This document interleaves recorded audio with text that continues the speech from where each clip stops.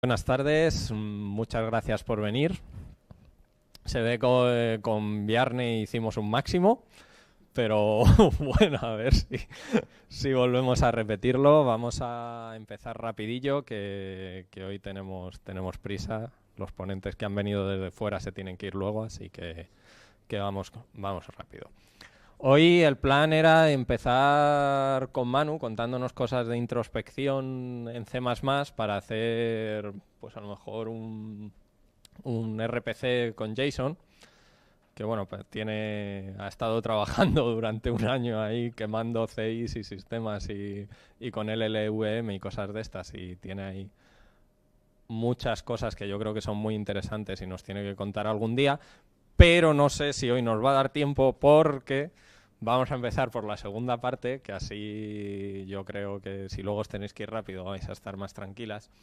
Han venido desde Valladolid Violeta y Miriam, ellas trabajan en Plastic SCM, hacen allí un sistema de control de versiones, llevan ya más de 10 años, lo cual es glorioso, ahí en un entorno que yo creo que es competitivo.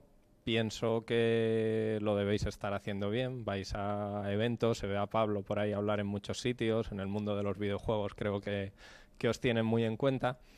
Y una de las herramientas que últimamente están sacando es un merge semántico y están extendiéndolo también para el lenguaje C++. Entonces, como me imagino que nos vais a hablar un poco de eso, pues tampoco voy a contar yo nada.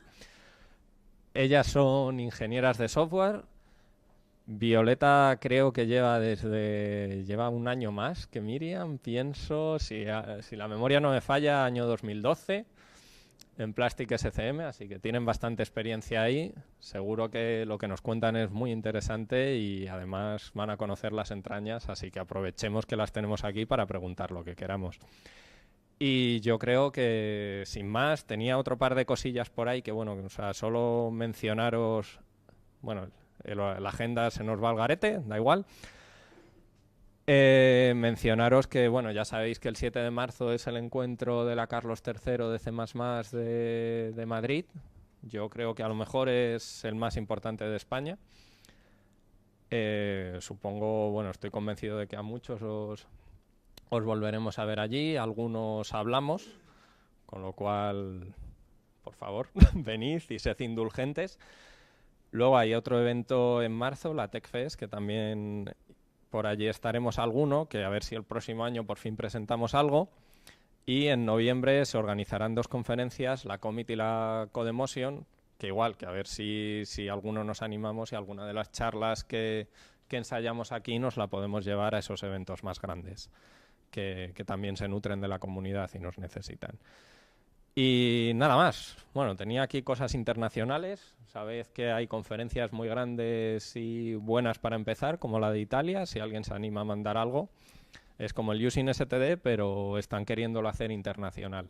Y luego las otras conferencias ya son más conocidas y quizá da más miedo lanzarse primero a una de las grandes que empezar por una más pequeña. Pero tenéis la de Italia todavía con el Call for Papers abierto. Y luego ya al final pues tendremos unas pizzas, cortesía de Plastic SCM, y no sé si Manu nos le dará tiempo a contar algo o lo hacemos en plan mesa redonda y ya veremos, improvisamos. Hoy que somos pocos tenemos esa capacidad. Así que nada, os pediría un aplauso a Miriam y a Violeta. Y son todos vuestros. Vale, muchas gracias. Bueno, pues como bien ha dicho Javier, bueno, yo soy Violeta, ella es Miriam, las dos somos ingenieras en informática y llevamos 8 y 7 años respectivamente trabajando en Códice Software.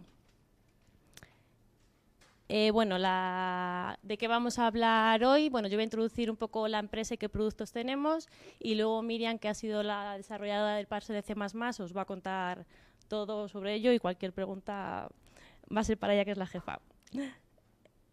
Bueno, ¿quiénes somos? Códice Software es una empresa que empieza, bueno, ha dicho algún dato Javier, pero bueno, es en 2005. Lo que llevamos son 14 años ya en el mundo del control de versiones. Estamos situados en el Parque Tecnológico de Buecillo, en Valladolid, y nuestro producto principal es Plastic, que es Bueno, es el único sistema de control de versiones con el que puedes trabajar de forma centralizada y distribuida. Se adapta a las necesidades de los desarrolladores. Bueno, somos un equipo bastante pequeño. Si no me equivoco, en total somos 17 personas.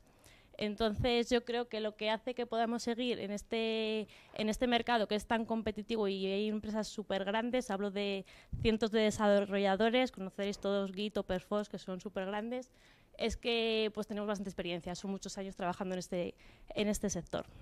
Así que digo yo que no lo haremos muy mal. Lo que decía, pues a pesar de ser una empresa bastante pequeña y que tenemos unos competidores muy grandes, pues ya tenemos clientes prácticamente en todo el mundo y en sectores bastante diversos, desde el sector financiero hasta el automóvil y vamos, casi todos muy conocidos por todos nosotros. Bueno, para que os hagáis una idea, que una empresa cambie de sistema de control de versiones no es una decisión que se pueda tomar a la ligera, porque es un pilar fundamental y si falla puede dejar a todo el equipo bloqueado. De manera que nosotros pasamos unas pruebas de selección en las que se evalúan no solo el producto, sino también la empresa. Así que tener ya clientes grandes hace que tengamos un respaldo muy importante y que más clientes puedan confiar en nosotros. Bueno, como decía, nuestro principal producto es Plastic, pero no es el único. Aparte de Plastic tenemos Semantic Merge, que lleva ya en estado comercial desde hace bastantes años. Y hemos sacado hace año y medio lleva Gmaster, que está todavía en beta, y Mergedroid. Luego voy a contar un pelín sobre cada uno de ellos. Esta es la GUI que tenemos en Windows de Plastic. Lo que estamos viendo, aparte de que lo que decía, que es una de las características importantes de Plastic es que se puede trabajar en distribuido centralizado, tendríamos dos cosas que lo distinguen del resto de sistemas de control de versiones de mercado, que sería la gran gestión que tiene de ramas y de merges y un punto muy fuerte que tendría sería la visualización. Este es el Branch Explorer, lo que consideramos que es bastante diferenciador y prácticamente desde aquí podrías hacer todo, desde crear ramas, cambiarte a ellas, ver diferencias, hacer merges, podrías hacer prácticamente todo tu trabajo en esta vista. Bueno, tendríamos la GUI en Linux, que es muy parecida, y la de Mac. Como decía también Javier antes, pues nos hemos centrado últimamente mucho en el sector de los videojuegos y principalmente por dos motivos. Estamos buscando las debilidades de nuestros competidores. En este sector lo que se maneja mucho son binarios muy grandes y Git no puede. Aquí no tiene mercado. Y otro motivo es que nos hemos dado cuenta que en este sector no solo todos son desarrolladores, sino que también hay un grupo muy grande que son los artistas, que lo que necesitan es un sistema de control de versiones mucho más sencillo. Y ahí hemos desarrollado una GUI específica solo para ellos, que hemos llamado Gluon, que les permite, está diseñada totalmente para el flujo de trabajo que ellos necesitan. Bueno, esta sería una captura de la pinta que tiene en Windows, sería similar en Mac y en Linux. Y bueno, pues decir que el juego de Batman o el de Juego de Tronos pues han sido desarrollados usando Plastic, pues a mí que no soy muy fanática de los juegos me da un poco igual, pero hay gente que le hace mucha ilusión. Luego tendríamos Semantic Merge, que sería nuestra herramienta de div y merge semántico. ¿Qué quiere decir eso? Que entiende el código. El código se parsea, de modo que podríamos detectar cualquier movido, no solo en un mismo fichero, sino si también lo cambias de ficheros. Luego vamos a hacer una pequeña demostración para que veáis lo que hace. Empezamos con Cesar, Visual Basic y Java, luego introdujimos C y ya hace más de un año creo que C++, que es todo lo que os va a contar Miriam luego. Y bueno, una cosa que he leído en Twitter hace poco que me ha hecho mucha gracia, que podría definir muy bien esta herramienta, es que dice un usuario que dice, da igual todo lo que enrevese mi código, que Semantic me lo mergea. Y por último Gmaster, que pues sí, es un cliente gráfico para la competencia, pero ¿por qué hemos considerado que podría ser un producto que tiene sitio en este mercado? Porque le hemos metido, no es un cliente más, consideramos que es único porque le hemos metido todas las capacidades semánticas, tanto en div como en merge, que ya teníamos en Plastic, que no tiene ningún otro cliente, y tiene toda la parte de visualización que ya tenemos en Plastic, con lo cual ningún cliente de Git lo va a tener. Perdón. Y nada, ya ahora vamos a hablar todo el rato ya del parse de C++, que es lo importante de hoy. Yo solo iba a hacer una pequeña introducción.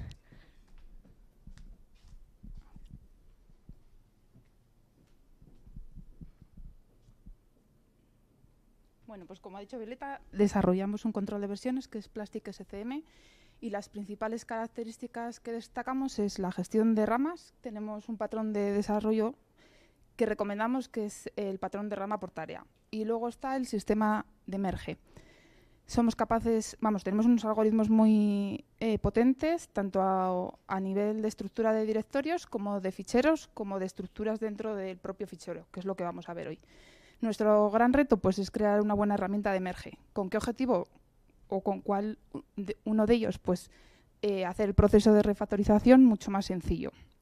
Hasta el momento, todas las herramientas de merge que hay en el mercado se basan en texto. ¿Eso qué quiere decir? Que reconocen línea a línea.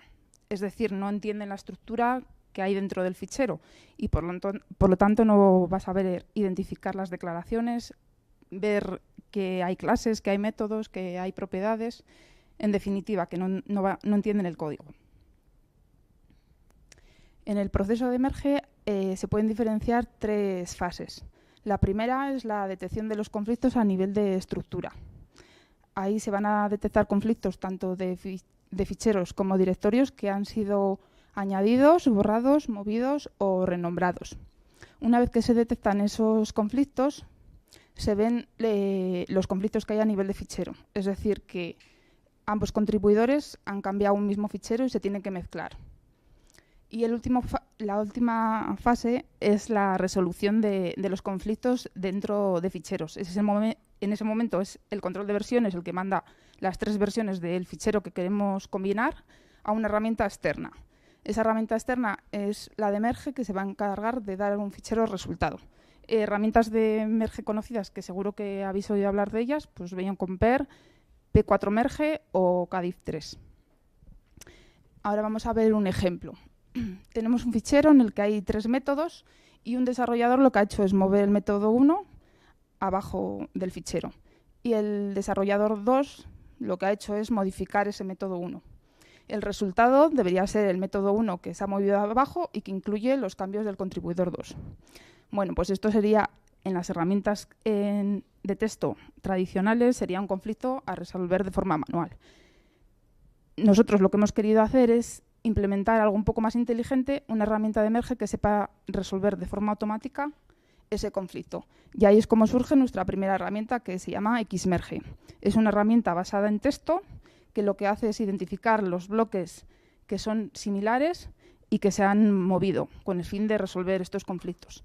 Pero ¿qué ocurre si, por ejemplo, todos esos métodos se cambian la visibilidad y se reordenan según ella? Pues ese caso no es capaz de resolverlo. Y ahí es cuando surge nuestra segunda herramienta, que es Semantic Merge y que está basada en la estructura. ¿Cómo funciona Semantic Merge? Bueno, pues lo primero de decir de ella es que es dependiente del lenguaje a procesar. Eso tiene una ventaja, es que va a saber identificar nuestro código, pero va a tener también una desventaja, que es que nos va a requerir un trabajo adicional, porque vamos a tener que implementar un parser para cada lenguaje que queramos introducir. Ahora os vamos a contar un poco cómo funciona. Tenemos como entrada las 3 versiones del fichero, las que nos da el control de versiones, una por cada contribuidor. El proceso empieza pues, parseando el código fuente para obtener las estructuras que contiene. A partir de esas estructuras se calculan las diferencias, que son los cambios que ha habido en el código. Esos cambios lo que se hacen es se mezclan y se obtienen una serie de conflictos que hay que resolverlos si los hubiese. Y por último, se obtiene como salida el fichero resultado del merge. Bueno, pues ¿por qué desarrollar un parser de C++? Pues el motivo principal es entender el código y poder mezclarlo. ¿Y qué nos aporta? Pues nos va a permitir mejorar operaciones de diff y merge. Por ejemplo, a la hora de hacer las revisiones de código nos va a permitir tener que revisar menos líneas. Nos va a permitir también hacer integraciones mejores y nos va a permitir revisar o navegar a través de la historia de los cambios de los ficheros con mayor facilidad. También nos va a permitir realizar igual tareas que de otra forma no somos o nos dan un poco más miedo de hacer, por ejemplo, limpieza de código o hacer refactorizaciones. Luego, pues va a hacer que aumente la resolución de conflictos de forma automática y con ello pues va a minimizar los tiempos de integración en un proyecto. Bueno, ahora vamos a hablar ya más del parser de C++. Lo primero es contaros un poco cómo funciona Semantic Merge. Os vamos a hablar del API. Un parser es simplemente una aplicación de línea de comandos que se comunica con Semantic a través de un API muy sencillo. Semantic lanza el parser y el parser se queda esperando a recibir una serie de parámetros, que son la ruta del fichero que quiere parsear, el encoding y la ruta al fichero resultado que tiene que generar el parser, donde escribirá el árbol de declaraciones. Una vez que lo ha realizado, pues por la salida estándar va a decir un OK o un CAO. Y en ese momento, Semantic podrá decir que termine. O le podrá seguir mandando ficheros a parsear. Entonces aquí, de una forma más visual, vamos a ver una sesión de parseo. Pues simplemente Semantic arranca el parser y le dice, cuando estés listo, me escribes un flag. El parser escribe el flag y Semantic lo detecta y entonces comienza a enviarle ficheros a procesar. Cuando se procesa el fichero, se escribe el OK o el CAO y se escribe el árbol de declaraciones. Así una y otra vez hasta que termina y el parser finaliza. Y aquí lo que vemos es cómo construir ese árbol de declaraciones. El árbol de declaraciones le va a permitir a Semantic identificar la estructura, es decir, cada una de las declaraciones y en qué posición está del código fuente. En la parte de la izquierda tenemos el ejemplo del código fuente y a la derecha es el árbol de declaraciones en formato YAML, que consta de un fichero que contiene nodos terminales, como son por ejemplo los includes, y también contiene contenedores, como son las clases.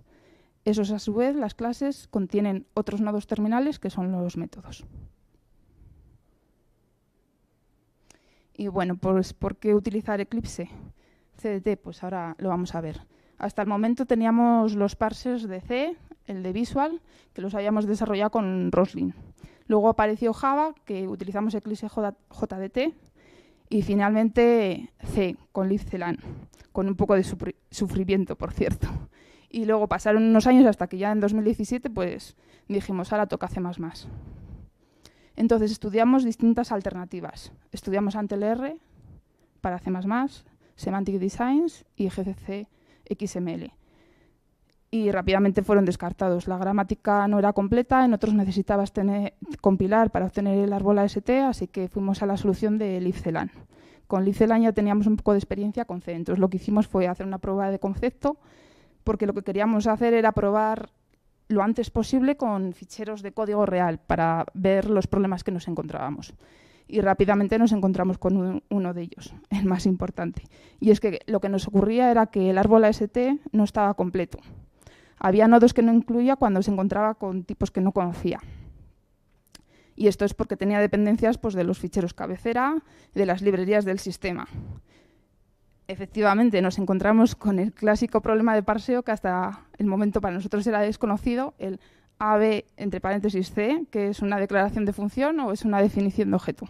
Pues realmente las dos cosas pueden ser y todo depende del código que haya delante. Es decir, que C++ es un lenguaje dependiente del contexto.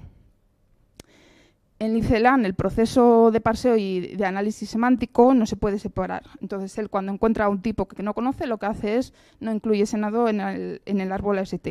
Pues la solución pasaría por incluir todas las cabeceras para que conociese los tipos, ¿no? Pero esa solución para nosotros no era viable porque tendríamos que indicar dónde están esos tipos y además tenerlos disponibles. Que en el caso nuestro estamos haciendo un merge en un control de versiones, hay 3 versiones, pero solo una está disponible, que es la que tienes en disco. El fichero que quieres mezclar se baja, pero no todas sus dependencias. Y aquí es cuando aparece Eclipse CDT para ayudarnos en el camino. Entonces necesitábamos realmente un análisis sintáctico del código para parsear el fichero y obtener su estructura. Y esto es justo lo que hace Eclipse CDT porque no es un compilador, sino que es un IDE y su principal requisito, digamos, es el rendimiento. Es lo que le permite al editor hacer el folding, reformatear el documento o mostrar la vista de Outline. Y entonces tiene dos fases que incluyen el escaneo y el preprocesamiento. El escaneo es cuando coge todos los caracteres del fichero, los va convirtiendo en tokens y luego hace el preprocesamiento, la expansión de macros, la compilación condicional, la inclusión de cabeceras, y luego está ya la fase de parseo, que es la que convierte esos tokens al árbol AST y tiene un mapa donde localiza cada uno de sus nodos en el código fuente. Bueno, pues ahora vamos a contar cómo funciona. Dos conceptos que tenemos que tener claros, que es el Translation Unit, que simplemente es una representación del fichero código fuente más las cabeceras. Y luego, muy importante, tenemos el AST Visitor, que es con el que vamos a ser capaces de recorrer ese árbol AST para poder hacer lo que nos convenga, según le vamos recorriendo de forma transversal. Como entrada, pues tenemos el código fuente, junto con su encoding para poderlo leer correctamente. Y el parseo comienza pues creamos el parser, luego tenemos el Translation Unit y creamos un AST Visitor, al que le hemos establecido unas propiedades, que es que visite todas las declaraciones y que incluya esos nodos inactivos que luego veremos de dónde vienen. Luego se lanza el recorrido a través del árbol y se va iterando. Tenemos que obtener el mapa de comentarios para incluirlos, las macros y las directivas de preprocesador. Según se va iterando por el árbol, se van generando las declaraciones y al final del todo se obtienen también los errores de parseo que pudiese haber habido. Luego tenemos la parte de convertir las directivas condicionales en contenedores. Y por último tendríamos el fichero resultado, que es el árbol de declaraciones. En la imagen os he querido poner un poco lo que es el esquema del código a grandes niveles. En la parte de arriba aparece lo que sería nuestro Plastic Visitor, ¿vale? Tenemos que sobreescribir implementar una interfaz. Lo único que hace es nos va llamando según entra y sale de los nodos y nosotros vamos procesándoles, generando esas declaraciones. En la parte de abajo, para obtener el mapa de comentarios, para obtener las macros y los errores de parseo. Bueno, ¿y cuáles han sido los principales problemas que nos hemos encontrado? Pues uno de los más grandes ha sido las macros. Tenemos que saber manejar los distintos escenarios que nos encontramos. Una macro puede estar dentro de una función, entonces para nosotros la declaración es la función. Tenemos que pasar ahí de la macro, pero en otros casos la macro es la que está definiendo la declaración, como es en el caso segundo. También nos hemos encontrado con los problemas de las directivas condicionales. ¿Qué pasa si se cumple ese if? El else no se está procesando, por eso tenemos que poner la propiedad, la de incluir los nodos que están inactivos, pues se resuelve con esa propiedad. También nos ocurre que las funciones pueden que estén definidas a trocitos, como vemos ahí en ese ejemplo. Entonces hay que manejarlos de una forma especial. También son contenedores que pueden contener otras declaraciones. Y luego otro de los aspectos era cómo manejábamos los comentarios. Los comentarios son parte de una declaración. Si nosotros una declaración en el código la movemos, el comentario que está asociado también se tiene que mover junto a ella. Y aquí es un poco dependiente del lenguaje que estemos tratando. O sea, de norma general, normalmente el comentario siempre está precedido de la declaración, o sea, seguido de la declaración. Y por último, la detección de los errores de parseo. Pues si le falta un punto y coma, tener esa información para podérsela mostrar al usuario. Y bueno, pues la regla de oro, que cualquier carácter que está contenido en el fichero tiene que estar contenido de alguna forma en una declaración, porque a partir del conjunto de todas las declaraciones tenemos que ser capaces de reconstruir el fichero resultado para no perder código. Y para eso pues hemos metido un check salvavidas. Es decir, cada vez que Semantic lanza un merge, una vez que obtiene los ficheros parseados, hacemos una prueba de reconstrucción para efectivamente continuar con el merge o en caso contrario, si detectamos algún problema, pues lanzamos directamente la herramienta de texto que sabemos que con esa va a funcionar. Y bueno, pues por contaros un poco el testing que hemos hecho millones de ficheros parseados que bajamos de los repositorios más relevantes de GitHub, para asegurarnos un poco que sabíamos parsear todos los ficheros, que no dábamos errores o falsos resultados y sobre todo, y lo más importante, es que no perdíamos el código. Y los siguientes pasos que estamos pensando, pues hacer, digamos, una opción especial que sería el reformateador de declaraciones con el fin de automatizar más conflictos cuando los cambios vienen por formato de código. Y ahora viene Violeta.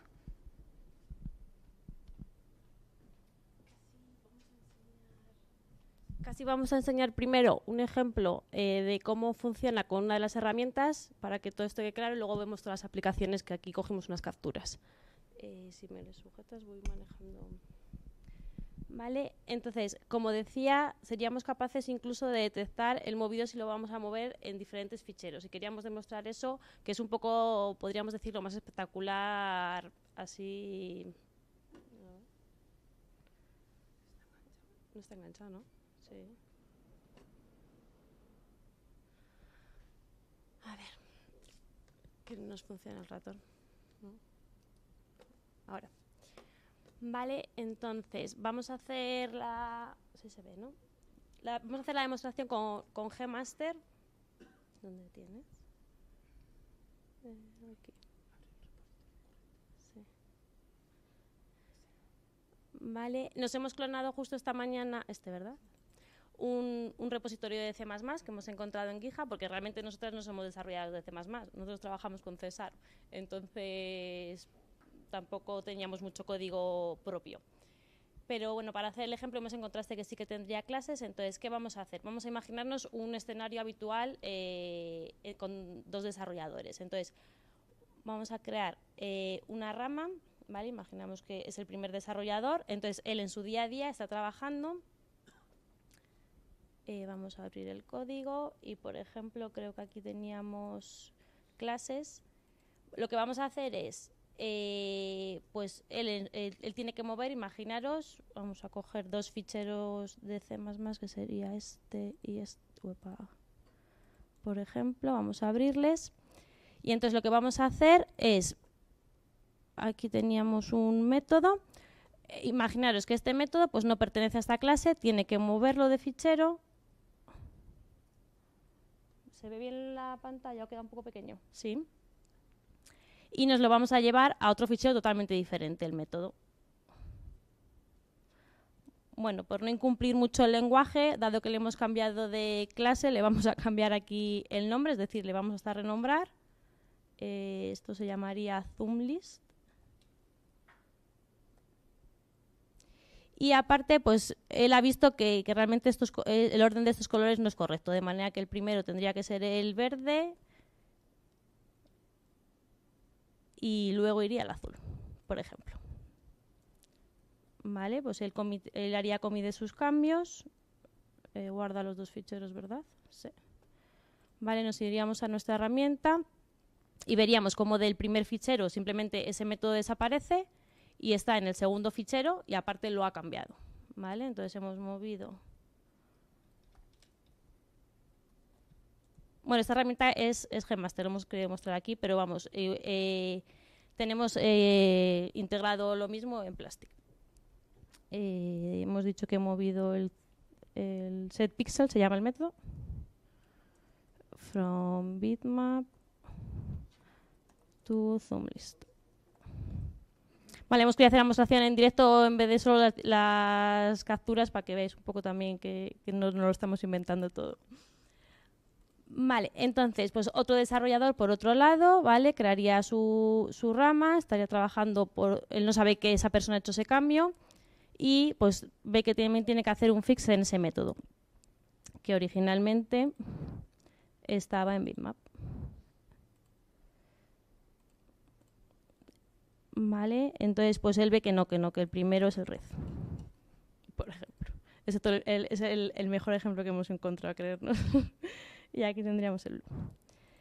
Vale, pues guardaría sus cambios, simplemente haría commit, fix and issues, set pixel method. Vale, entonces, ¿qué pasaría ahora si tuvieran que juntar su código. Pues esto tendría que ser más manual que manual en cualquier herramienta. Entonces, ¿qué hemos conseguido nosotros? Pues hacemos merge desde la... Bueno, mirar, aquí ya antes de hacer el merge estoy viendo que tengo seleccionada esta rama y me está diciendo ya que ha detectado código movido entre los ficheros. Aquí ya me estaba enseñando un borrado, pero realmente ese borrado no es un borrado, se ha movido. Entonces le digo, vale, enséñamelo. ¿Vale? Entonces aquí me está explicando que realmente lo que hemos visto todos es que ese método setPixel me lo lleva desde el primer fichero hasta el segundo fichero. ¿Vale? Te está explicando perfectamente todo lo que ha ocurrido. Vale, vamos a hacer el merge, a ver qué va a pasar. ¿Vale? Entonces, ahora, bueno, esta sería la vista de merge. Aquí lo que estamos viendo serían los dos contribuidores, mi versión y su versión, ¿vale? Me dice que hay un conflicto sin resolver, pero arriba también me saca una notificación. Me está diciendo, si yo lo lanzara ahora, pues me encontraría con un borrado que otra persona ha cambiado ese método. Yo le borro y otra persona lo ha cambiado, pero realmente me está diciendo, no, realmente aquí hay código movido que ha sido... que está movido entre ficheros y que necesita ser mergeado. Es lo que nos dice la notificación. Y le digo, vale, enséñamelo. Y aquí ya veríamos cómo estaba en la base, ¿vale? Que pertenecería el método al fichero bitmap, que se llamaba el primero, que se hizo en origen, que se llevó a otro fichero, a zoomlist, ¿vale? Creo que se ve bien. Aparte se renombró y se cambió, ¿vale? Y en destino simplemente se cambió. Si el cambio hubiese sido en líneas diferentes, realmente el merge sería automático. Yo he querido cambiar en las mismas líneas, ¿vale? Le digo, vamos a ver, vamos a procesarlo. Y aquí lo que sería, esta es la herramienta de Semantic Merge. Aquí ya se ve que es incluso capaz de manejar diferentes ficheros. Me dice que hay 2 ficheros involucrados en el merge que estoy resolviendo, ¿vale? Me dice, al final lo que me está enseñando es que simplemente tengo que resolver un método que ha sido cambiado y renombrado en origen y cambiado en destino. Como él lo ha encontrado, aunque se dé otro fichero, yo al final lo único que tengo que resolver y decidir es con qué colores y en qué posiciones me quiero quedar.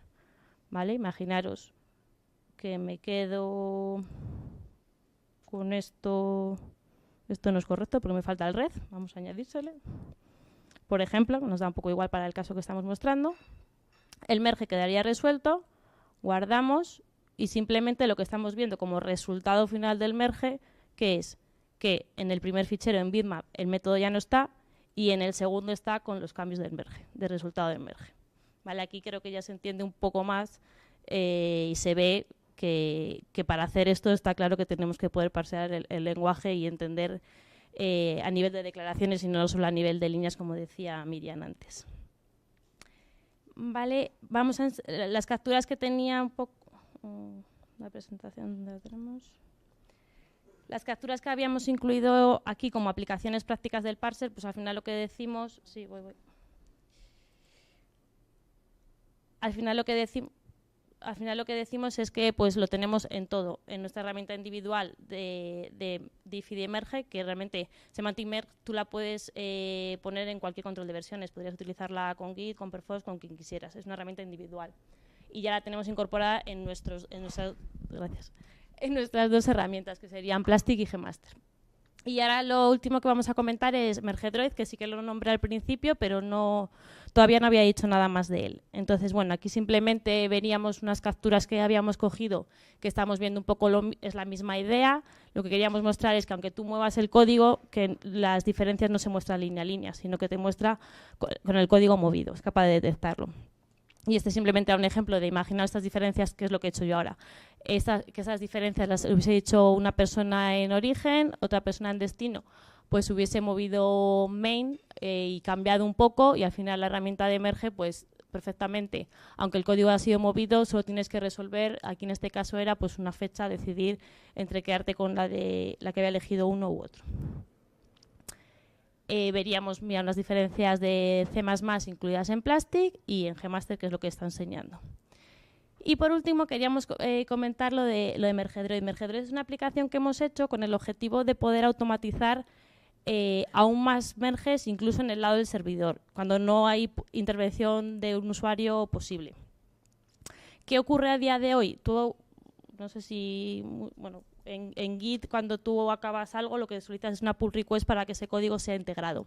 Entonces, si tú tuvieras conflictos con lo último que habría en master, pues te dice que no puede ser mergeado. ¿Qué tendrías que hacer? Pues los pasos que tendría que hacer un desarrollador es, primero, dejar todo lo que esté haciendo, cambiarse otra vez a esa rama, traerse el código de GitHub, bueno, en este caso MergeDroid solo funcionaría para GitHub, podría funcionar para Bitbucket, para GitLab, pero lo tenemos de momento para GitHub, es algo experimental, está en beta, estamos probando a ver qué tal funciona. Entonces, como decía, tendrías que dejar todo lo que estás haciendo, te vuelves a la rama que te ha dado el conflicto, traes el código desde GitHub, resuelves el conflicto tú manualmente, empujarías tus cambios y ya estaría listo para ser mergeado. ¿Qué queremos hacer con MergeDroid? Dado que nosotros con toda la parte semántica podemos hacer muchísimos merges que a día de hoy son manuales automáticos, pues que GitHub se comunica con un webhook, con nuestra aplicación MergeDroid, cuando una pull request no es automática. Dice, oye, yo esta pull request no puedo meterla, tiene conflictos, mira a ver si tú puedes resolverla. Entonces, nosotros lo que hacemos es traernos el código, resolveríamos si pudiéramos, no siempre podemos porque hay ciertos conflictos que requieren intervención manual, no hay más cachabas, y lo empujaríamos a GitHub. De esa manera, pues ahorraríamos, si es posible, mucho tiempo a los desarrolladores. Te aparecería en GitHub aparecería como que el merge ha sido automatizado gracias al poder de MergeDroid. Y bueno, algunas pruebas que hemos hecho con algunos repositorios, por ejemplo el de Git Extensions, que es bastante conocido, pues de todos los merges que tiene hemos mejorado en un 28,57%, quiere decir que 98 merges que se tenían que hacer a mano, MergeDroid es capaz de automatizar, lo cual es un número bastante bueno. Eso es, si lo traducimos en horas, unas cuantas horas de nuestro trabajo. Este sería el demo time, pero le he querido adelantar porque pensaba que así íbamos a entender un poco más y ver lo que podíamos llegar a hacer. Y eso es todo lo que queríamos explicar. Así que si cualquier comentario o pregunta, para Miriam. Sí. Creo que...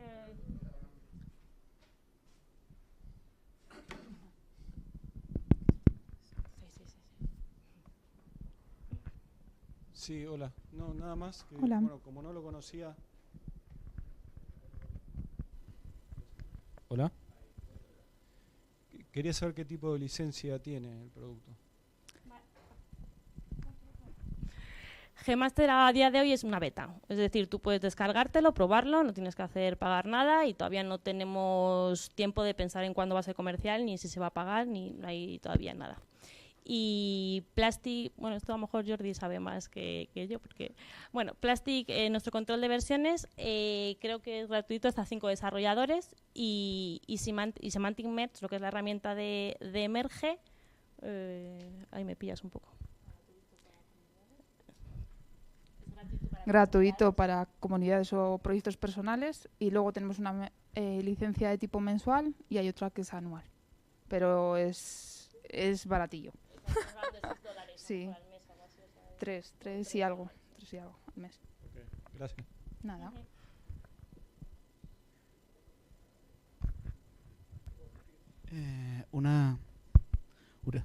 Una duda respecto a los merge semánticos. En el caso de que, por ejemplo, tengas una variable que en una refactorización la has cambiado y luego en la otra el usuario la ha añadido en algún sitio, ¿es capaz de detectar que es la misma variable y renombrarla? Y Claro, hacer el merge, nosotros o... lo que necesitamos es tener una declaración que tiene el suficientemente contenido para poderla identificar como que es la misma. O sea, al final detectamos la estructura, pero luego dentro de ella se utiliza el texto. Se mira la similitud. Entonces, por ejemplo, un include, que es simplemente una línea, si la has cambiado de nombre, eso es un borrado añadido porque posiblemente no puede ser la misma cabecera.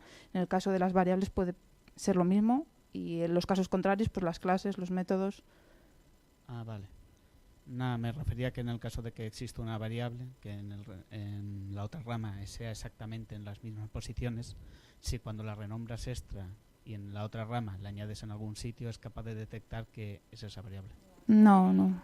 Ah, vale. Uh-huh. Okay. Hacemos algunas cosas inteligentes, entre comillas, como por ejemplo, imagínate, nosotros sabemos que en César tú no puedes tener 2 métodos con el mismo nombre y los mismos parámetros en una clase porque eso no compila. Pues eso lo decimos.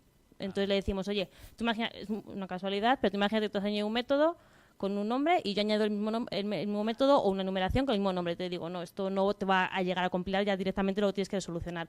Pero lo que es a nivel de código dentro de un método, ahí no nos metemos prácticamente en nada. No sabía Es más estructura. no sabía si la herramienta era únicamente de informar al usuario de que hay algún tipo de conflicto o también hacía algo un poco más inteligente, por así decirlo. Sí, o sea, conflictos automáticos sí que resolvemos. Sí. O sea, si los dos hubiesen añadido la misma variable y el contenido es igual, eso es automático y te lo integra directamente. Ujú. El problema es si utilizan el mismo nombre y tienen contenidos diferentes, que ahí habría que Vale. resolver. Y respecto al tema de las macros, ¿cómo lo habéis solucionado? Me refiero a que se haya cambiado el nombre de la macro o algo por el estilo. Pues al final se identifica que es una macro y dependiendo, pues un poco el ejemplo que enseñábamos antes, si una macro define una declaración, si el nombre se parece y el contenido, o sea, el texto que viene por abajo, por arriba es similar, pues se detecta que es la misma. En caso contrario, pues se dice que no es la misma, no sabemos qué hacer y ahí interviene el usuario. Vale, muchas gracias. A ti.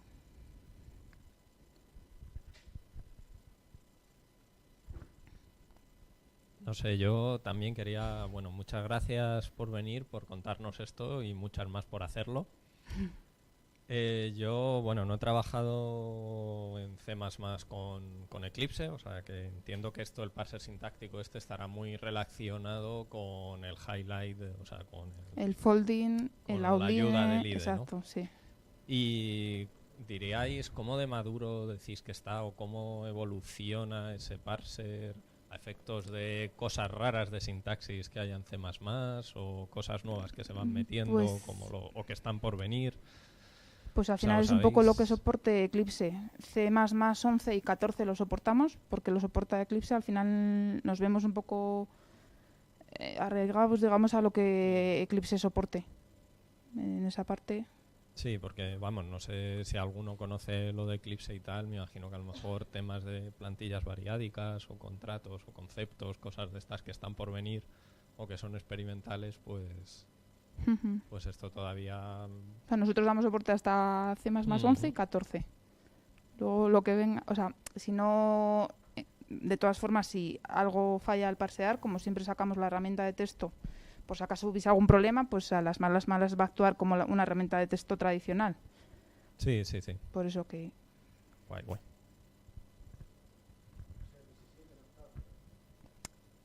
¿Cuál, perdón? No, hasta el 14. 11 y 14.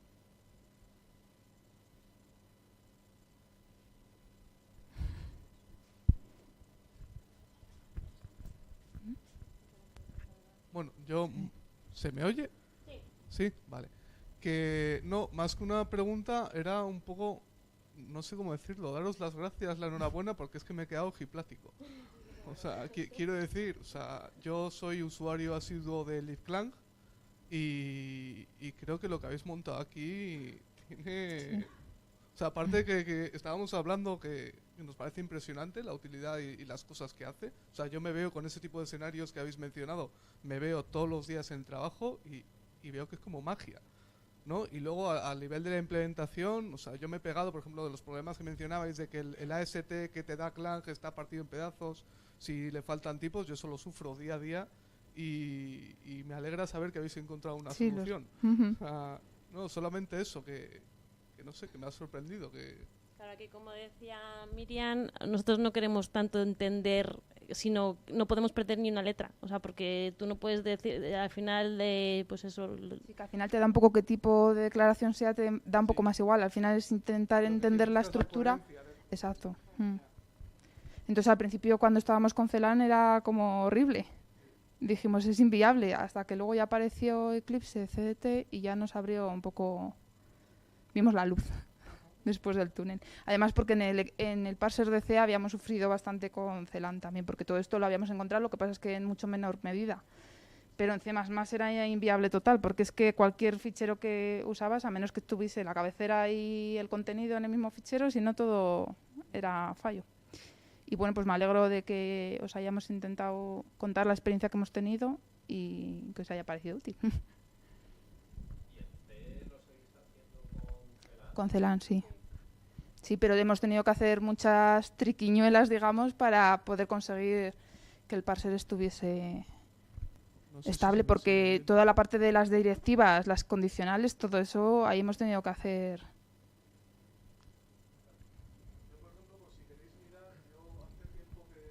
Si es que yo creo que no se me oye con el micro. Sí se oye. Sí. Ah, vale.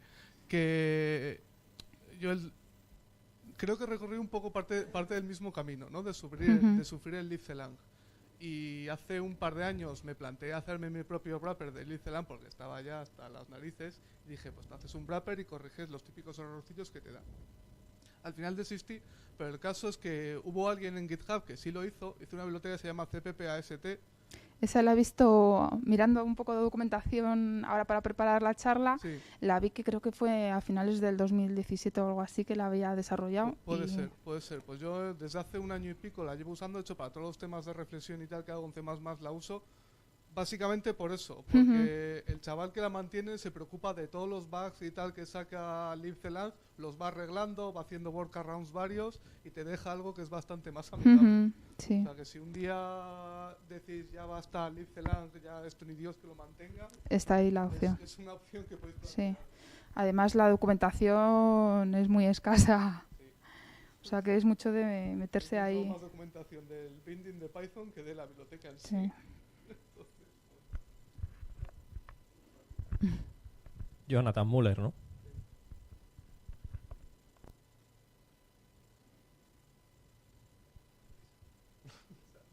No sé, nadie más tiene ninguna pregunta.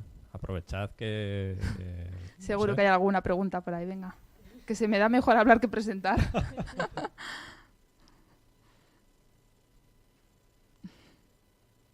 Mateo. Sobre el parser de C.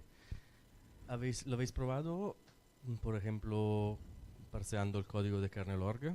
Que antes me habéis dicho que habéis probado un montón de... Hemos bajado 2 millones. Bueno, la prueba normal que nosotros hacemos es bajar hasta 2 millones de ficheros de código fuente de los repositorios más importantes para ese lenguaje de GitHub. No sé exactamente. No, lo digo porque ahí hay algunas partes, sobre todo a bajo nivel, que usan una serie de define, y que prácticamente adapta el código por una arquitectura o por otra, ¿no? Y esto suele ser bastante inamigable a los... Vamos, la solución un poco que hemos hecho en C cuando hay cosas que no conocemos es directamente creamos una declaración que es tipo texto, tipo bloque de texto. Entonces, cuando llega ese tipo de declaración que hay un conflicto, lo lanzamos con la herramienta de texto. Como habéis visto que Bio ha resuelto un conflicto, y así nos intentamos quitar un poco el problema. Luego, también lo que hemos hecho para el DC, hemos permitido configurar al usuario un fichero de configuración donde le defines macros que él no conoce y le defines dónde están localizados los ficheros de cabecera para pasárselo a Liefzelang como parámetro y que conozca esos tipos.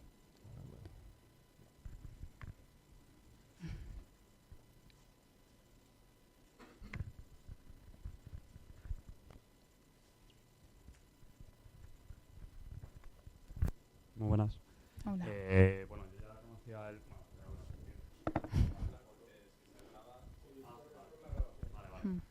Pues bueno, nosotros ya lo estamos usando Ah, sí. a modo de prueba. Sí, vino Rico a enseñárnoslo. Y bueno, en breve seguramente lo usemos ya de forma comercial. Y nada, bueno, aparte de lo que habéis dicho, nosotros lo usamos y sí que es verdad que por ahora somos un equipo pequeño y muchos casos, bueno, los casos que habéis contado aquí todavía no nos hemos enfrentado a ellos. Pero bueno, es solo comentar, nosotros vamos a dejar de usar GitLab. ¿Y qué pasa? Que nosotros teníamos ya el proceso de pipelines y todo lo que es integración continua y demás. Entonces, nada, pues si pudierais contar, por si alguien se decide a cambiar también, pues las integraciones que tenéis con Slack, Jenkins, creo que también la tenéis. Sí, sí. Bueno, pues solo eso porque yo que llevo la parte de I+D, uno de mis miedos era eso. Cambiar de control de versiones pero Sí. perder todo Claro. el proceso de Mm. integración.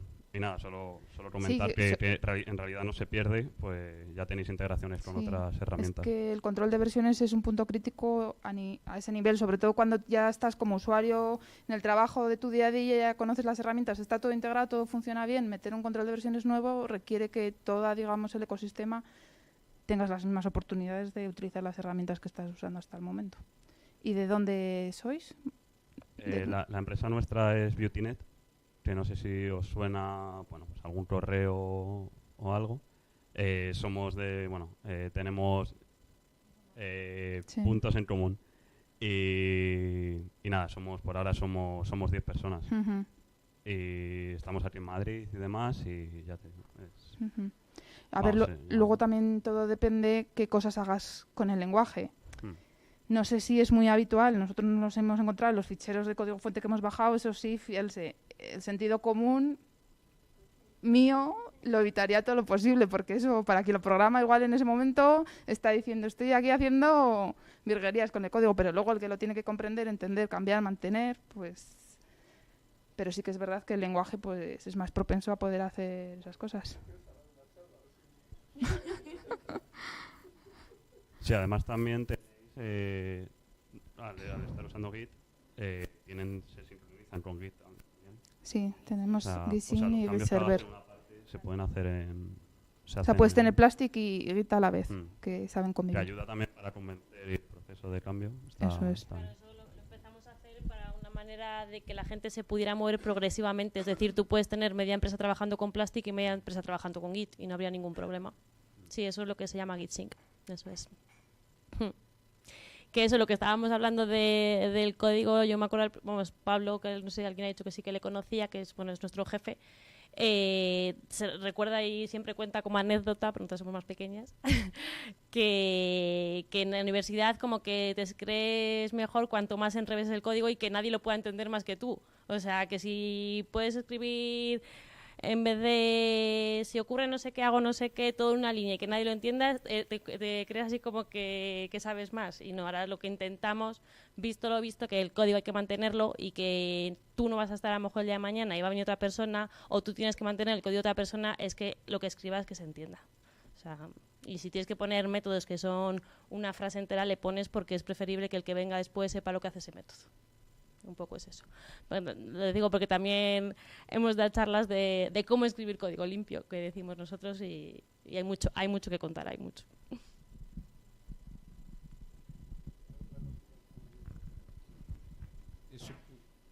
Supongo que Subversion es compatible.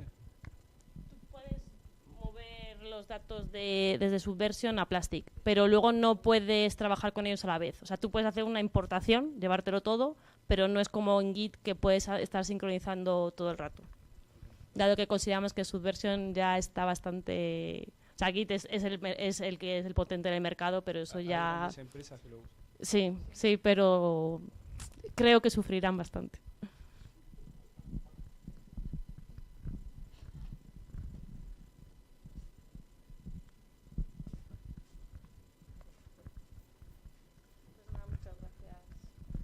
Bueno, pues muchísimas gracias. No sé, o sea, si nadie más tiene ninguna pregunta, pasamos a poner en un aprieto a Manu. Sí, Ya, pero... sí da tiempo, sí. pero nos da tiempo. Bueno, pues nada, pues muchas gracias y esperamos que haya Vamos a darle un resultado aplauso. útil.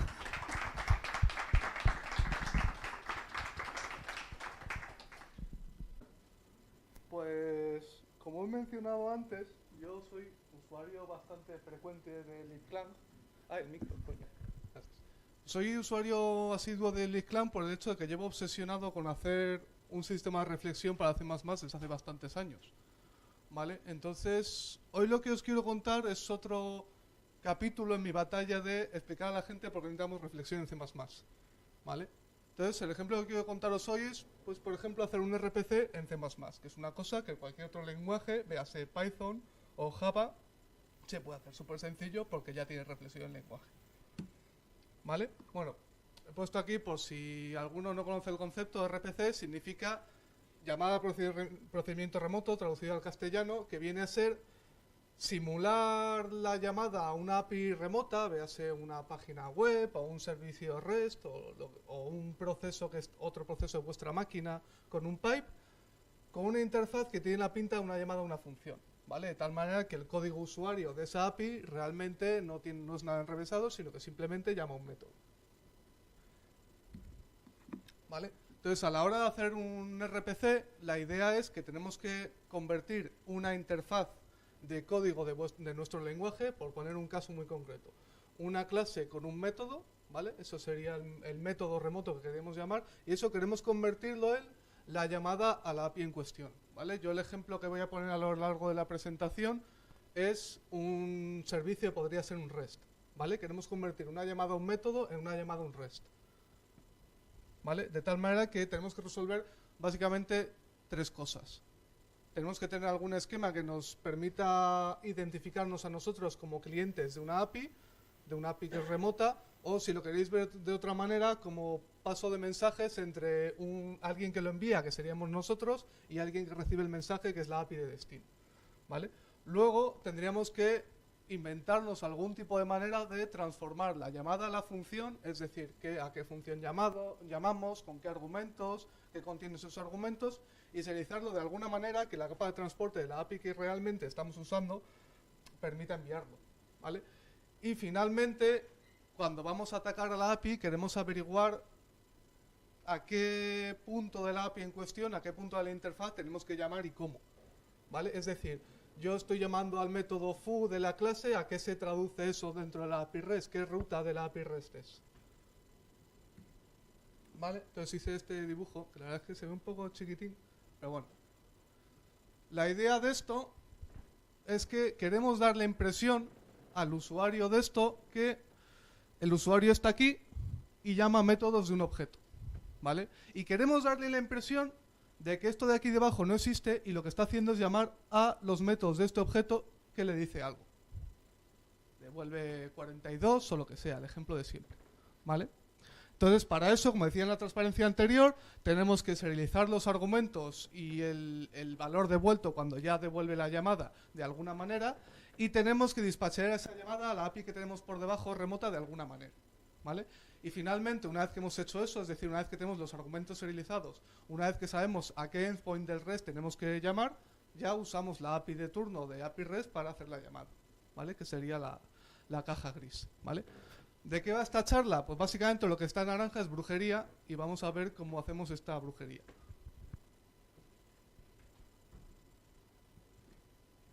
Bueno, pues he puesto ejemplos varios que me vinieron a la cabeza de RPC, ¿vale? Pues si os suena alguno.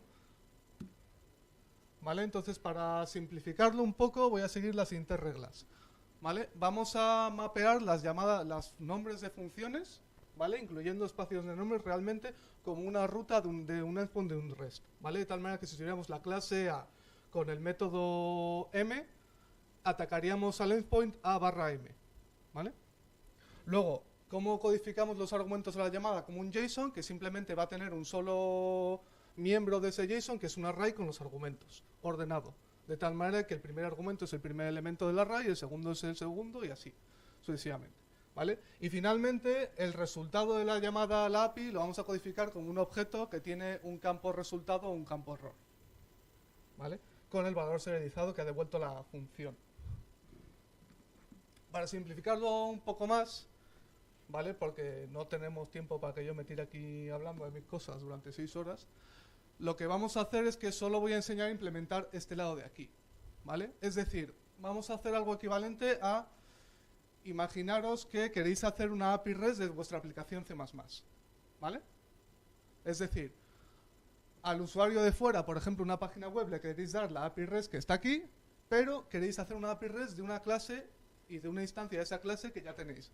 ¿Soy capaz de darle una clase mía asistente de mi API C++ y que mágicamente me lo convierta en un servicio REST que una página web puede atacar? Ese es el ejemplo que vamos a ver, ¿vale? Entonces, para hacer esto, yo he usado Pistache, que es una biblioteca de C++ para hacer clientes y servidores de HTTP y REST, ¿vale? Es bastante sencillita de usar, bastante intuitiva. Si lo comparáis, por ejemplo, con Boost, ¿cómo se llama la de Boost? Beast, es una fumada mental, ya no digamos Bustasio. Esto es bastante sencillito y se entiende bastante bien. Trae soporte para hacer procesamiento de requests asíncronas, ¿vale? Tiene su propia biblioteca de promesas basada en la que tiene JavaScript. Pues si habéis hecho algo de front es bastante intuitivo de usar, ¿vale?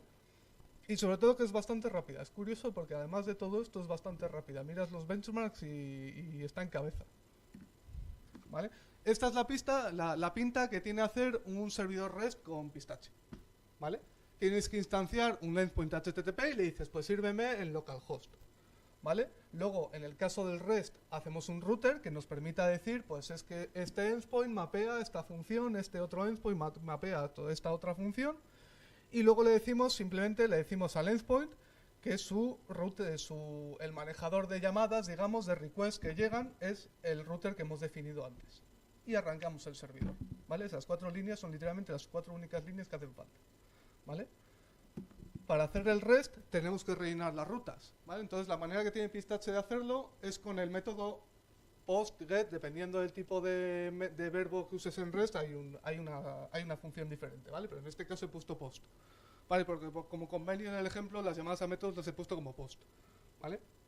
Entonces pues diríamos que tenemos el método 1, que lo vamos a mapear como el endpoint barra método 1, ¿vale? Que lo único que hace es llamar al método 1 de la clase class y se supone que tenemos una instancia de esa clase class en algún sitio, ¿vale?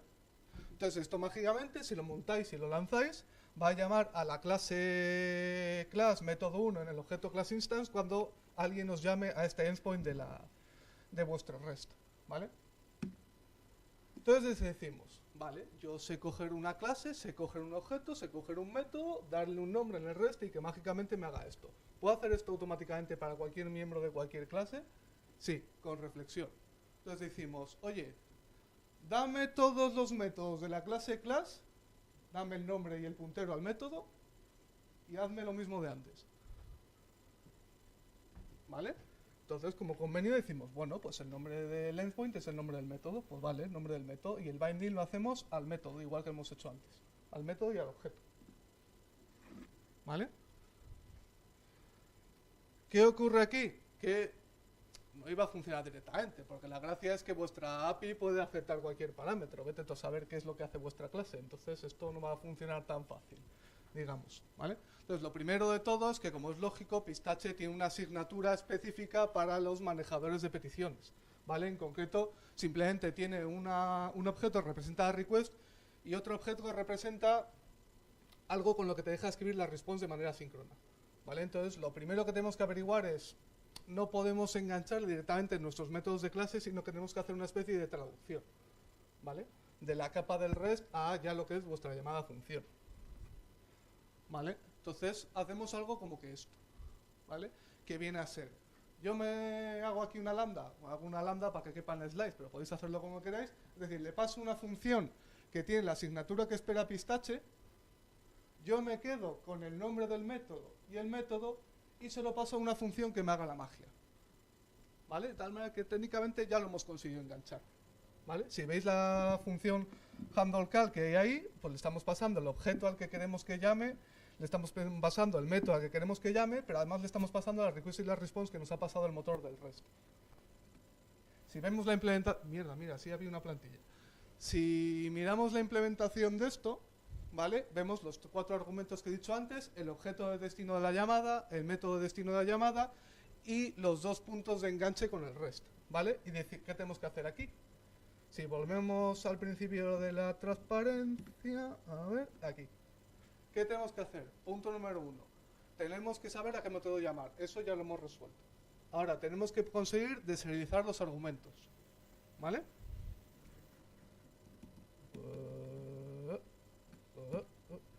Aquí estamos, ¿vale? Entonces, lo primero de todo, tenemos que deserializar los argumentos, ¿vale? Esto estaría aquí.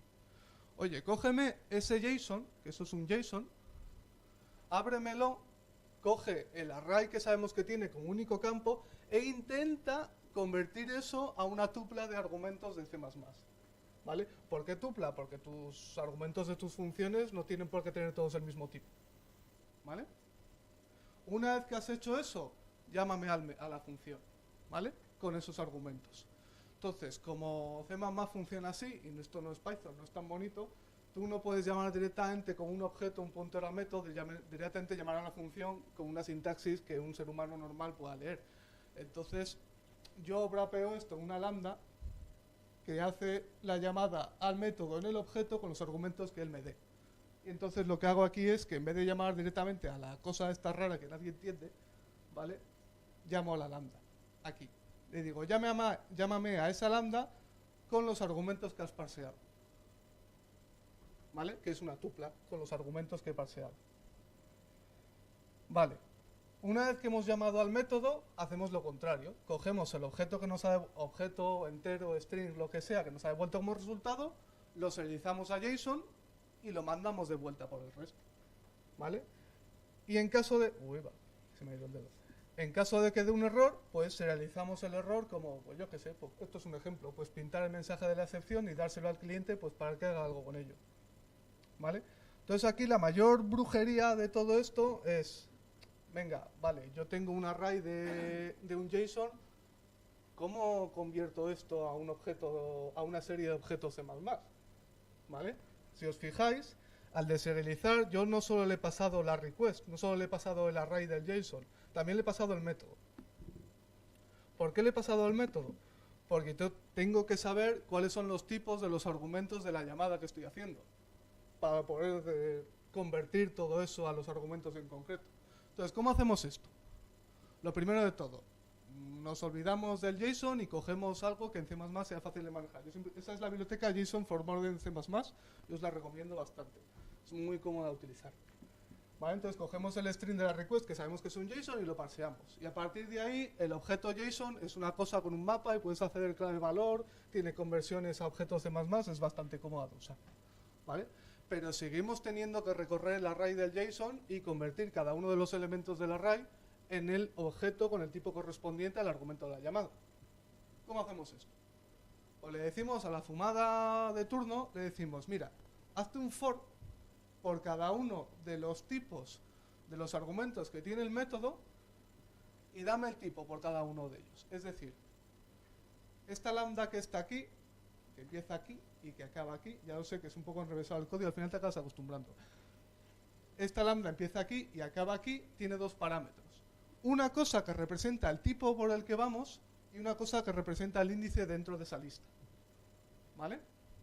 Sacamos el tipo con una barra basada que tampoco nadie entiende. Sacamos el índice con otra barra basada que nadie tampoco entiende. ¿Vale? Y al final, ¿qué es lo que hacemos? Le decimos, oye, mira, el argumento iésimo de la tupla, que está aquí, es el valor iésimo del array del JSON, que como os dije iba a tener un solo campo JSON que fuera args, que fuera un array, dentro de ese el índice, y este lo convertimos ¿a qué? Al tipo que nos dice que es el tipo iésimo de la llamada de la función. Entonces, si vosotros habéis hecho habéis permitido que la conversión de ese JSON a vuestro tipo en cuestión funcione, que en el caso de esto funciona la mayoría de las veces y si no funciona podéis implementarlo, esto funciona mágicamente. ¿Vale? Eso es un poco todo. La historia era contarlo un poco rápido. ¿Vale? Entonces, si soy capaz y me dais conexión wifi, os hago una demo. ¿Hay wifi? Bueno, realmente cambio es 20 guest, creo que es el nuevo, que lo cambiaron ayer. Vale, a ver si soy capaz.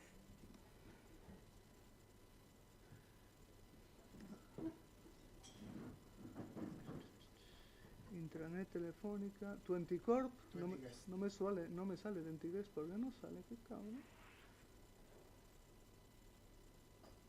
A ver, espérate, si soy capaz de...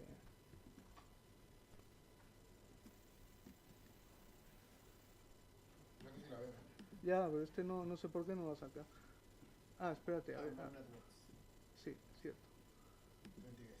Y es join.20, la J y la T mayúscula. Vale.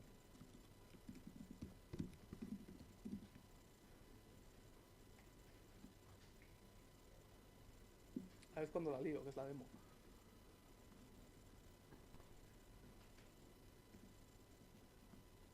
Vale, conectado. Entonces, yo tenía por aquí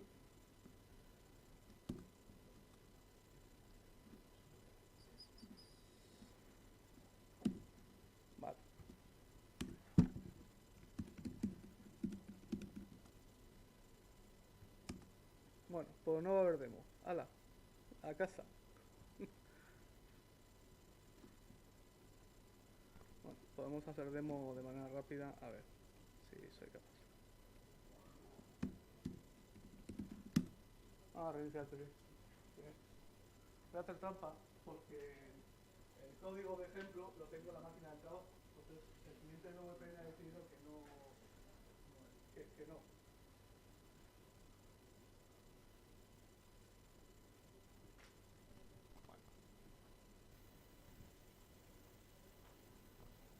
Esto es un claro caso de esto funcionaba en mi máquina.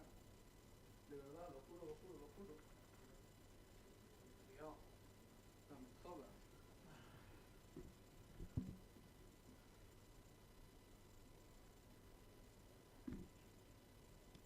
Tampoco. Bueno, mientras tanto vamos a aprovechar. ¿Tenéis alguna pregunta, duda? Todavía no. Pero mi idea, por lo que empecé a trabajar con esto era precisamente porque tenemos un montón de bibliotecas a las que queremos empezar a exponer como APIs REST para clientes y no queremos picarnos en la priorización. Vale, entonces estamos valorando, por un lado mis compañeros están valorando opciones como OpenAPI, no sé si os suena. OpenAPI es un... OpenAPI Swagger, igual Swagger también suena. Es un sistema en el que tú le das una especificación de tu API como un IAML y él te genera automáticamente la implementación de un REST en el lenguaje que tú le das. ¿Vale? Entonces OpenAPI... Sí, es un generador de código a partir de un modelo de API que tú le das. Entonces se fija en la API, yo sé que tengo este modelo de datos, con estos métodos, esto tal, no sé qué, y le dices C++ y él te genera el código. Y de hecho la implementación para C++ usa Pistachio. Vamos a ver. Entonces, a mí eso no me gusta porque eso me valdría si empezáramos desde cero y hiciéramos una API de cero, tanto en C++ como en REST. Pero no es el caso. Tenemos mucha API que no es de cero. Entonces yo quería, el ejemplo que os he mostrado aquí, yo quiero coger un objeto, hacer así y que mágicamente se convierta en un REST.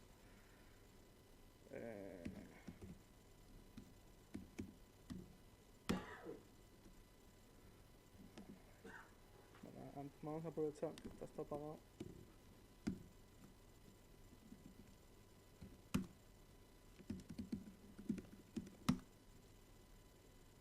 Estoy sin el wifi.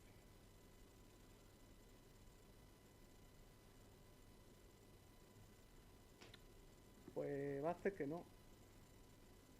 Que va a hacer que no. Otro día una charla más larga. Que pasa que yo intenté compilar esto en el PC de aquí, me dijo que Nanai, entonces yo habría preparado todo para conectarme al PC del trabajo que está encendido, pero la VPN no pasa por el wifi. Entonces, pues más suerte. ¿Vale? El próximo día ya me haré un esto más en detalle y sobre la... Quiero preguntarte, el sistema que estás montando con JSON, ¿cómo es deficiente en cuanto a rendimiento, en cuanto a tiempo? Me imagino que nulo. O sea, nulo eficiente. O sea, me imagino que no es especialmente eficiente. ¿Por qué? Porque sí que es verdad que Pistacho es una implementación es un server de red para C++, que es bastante rápido, pero la biblioteca de JSON que estoy usando no está diseñada para que sea rápido. De hecho, todo lo contrario, está diseñada para que sea cómodo de usar. El rendimiento al autor le importa bastante poco. ¿Vale? Entonces, esto es lo de siempre, ¿no? Lo de ¿es eficiente? Depende del contexto. ¿Lo usaría para hacer una API de trading en tiempo real? No.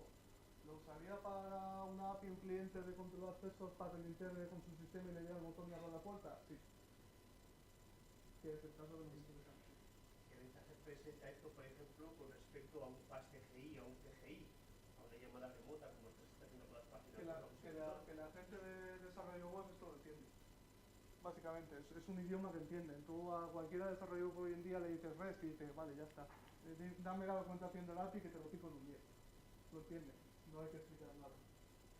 Yo, por ejemplo, yo no haría REST, no me gusta. Para mí no estoy acostumbrado a trabajar con eso y me parece totalmente contraintuitivo. Pero la gente lo entiende. Entonces, si te interesa hacer una API para que cualquiera la pueda integrar, al final tienes que caer por aquí. Es básicamente por eso. Yo, por ejemplo, para que os haga una idea, ya dentro de venir aquí a contar mi vida, yo hace un par de semanas han entrado 2 personas más en mi empresa para hacer front, ¿vale? Nosotros todo el protocolo lo tenemos hecho con Google Protocol Buffer. Y claro, les está costando entenderlo, porque están acostumbrados a un REST.